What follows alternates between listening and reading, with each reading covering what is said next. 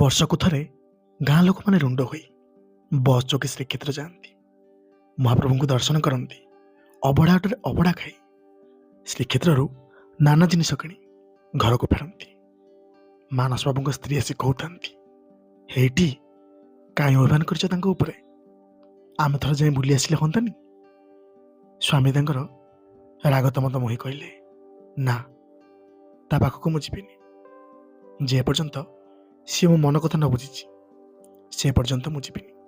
ଏ କଥାଟା ବୋଧହୁଏ ସେ ରାଗିକି କହିଲେ, କିନ୍ତୁ ସ୍ତ୍ରୀଙ୍କୁ ଲାଗିଲା, ନାଇଁ, ତମେ ଏବେ ବି କୋଉଠି ନା କୋଉଠି ମହାପ୍ରଭୁଙ୍କୁ ଭଲ ପାଇଛ।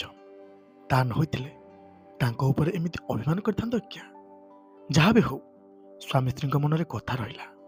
ସ୍ତ୍ରୀ ତାଙ୍କର ମନେ ମନେ ସ୍ଥିର କଲେ, ତାଙ୍କ ଅଜଣାତରେ ମୁଁ ଶ୍ରୀକ୍ଷେତ୍ର ଯିବି, ସେ ଗାଁ ଲୋକଙ୍କ ସହିତ। ସେ ଯାହା କୁହନ୍ତୁ ପଛେ।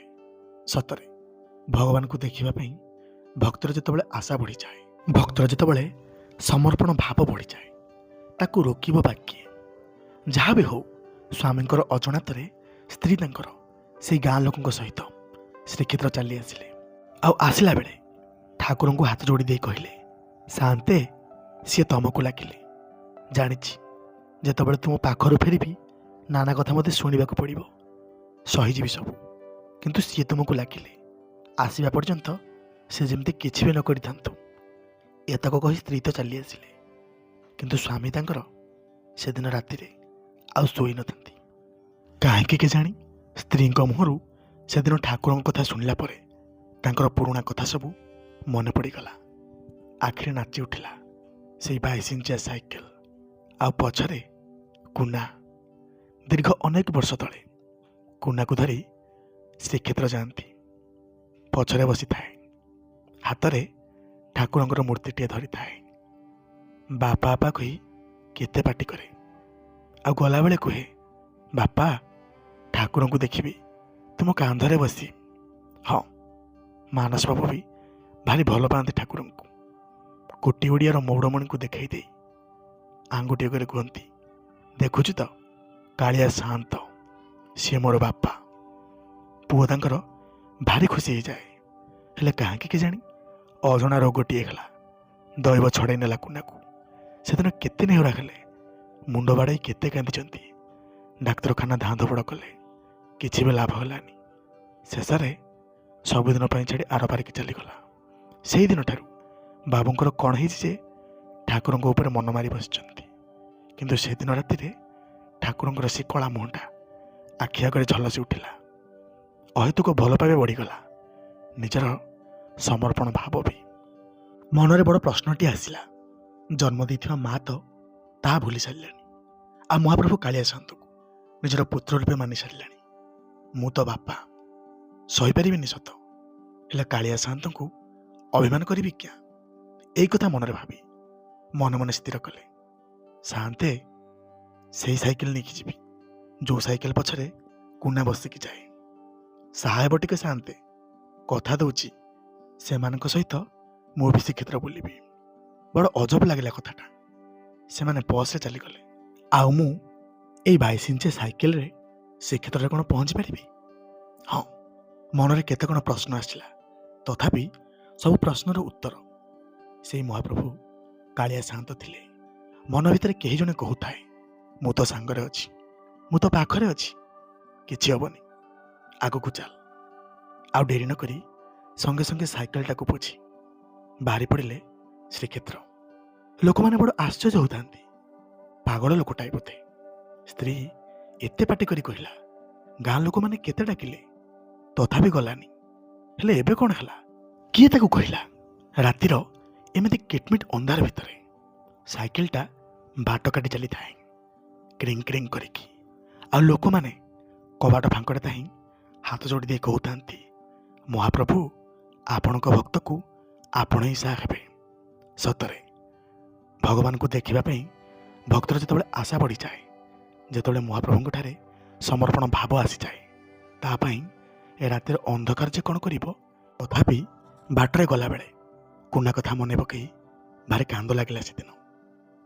କଇଁ କଇଁ ହୋଇ ମହାପ୍ରଭୁ କାଳିଆ ଶାନ୍ତକୁ କହୁଥାନ୍ତି, ଆଜି ଯଦି ମୋ ପଛରେ କୁନା ବସିଥାନ୍ତା ନା, ମୋତେ ଜମା ବି ଖାଁ ଖାଁ ଲାଗିନଥାନ୍ତା। ବାଟ ସରି ଯାଇଥାନ୍ତା।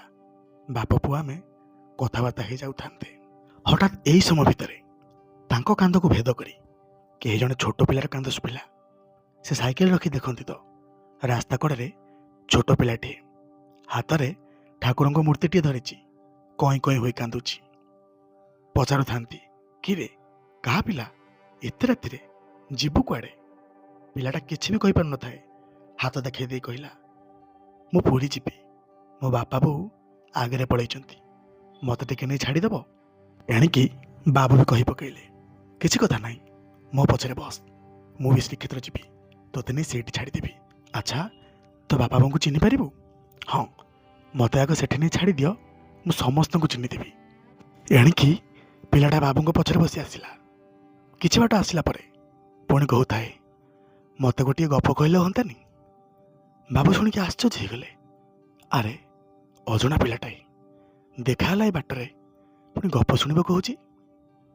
ପୁଣି ପିଲାଟା କହୁଥାଏ, କ'ଣ ଭାବୁଛ ମ, ଯଦି ମୁଁ ତମ ପୁଅ ହୋଇଥାନ୍ତି ମୋତେ କ'ଣ ଗପ କହିନଥାନ୍ତ?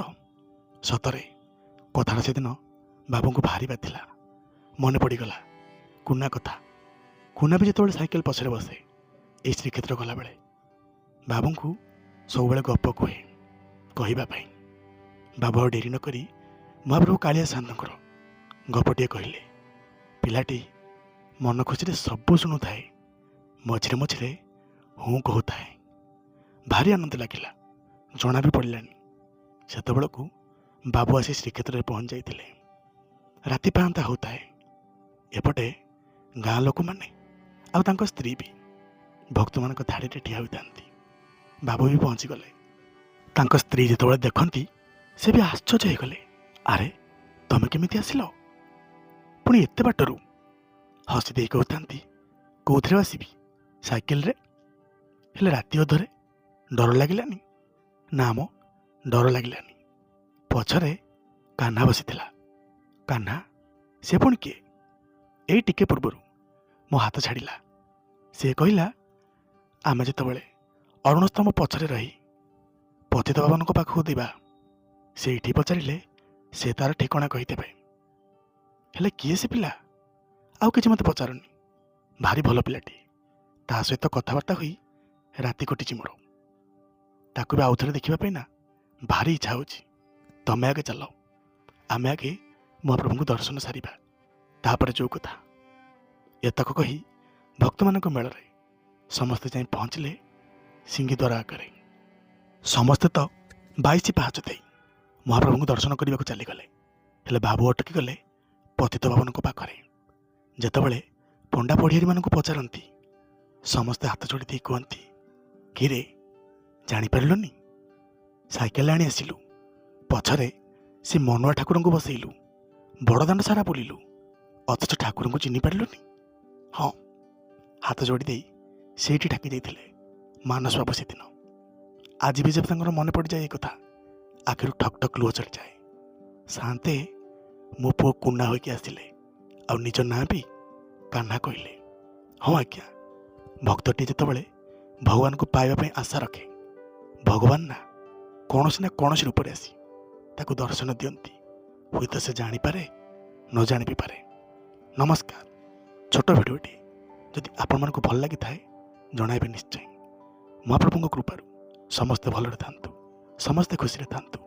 କଥା ଛଳରେ ଯଦି ସାମାନ୍ୟ ତ୍ରୁଟି ଥାଏ କ୍ଷମା କରିବାକୁ ଅନୁରୋଧ। ପୁଣି ଦେଖାହେବ ନୂଆ କାହାଣୀ, ନୂଆ ଅନୁଭୂତି, ନୂଆ ଭିଡ଼ିଓ ମାଧ୍ୟମରେ। ଜୟ ଶ୍ରୀ ଜଗନ୍ନାଥ।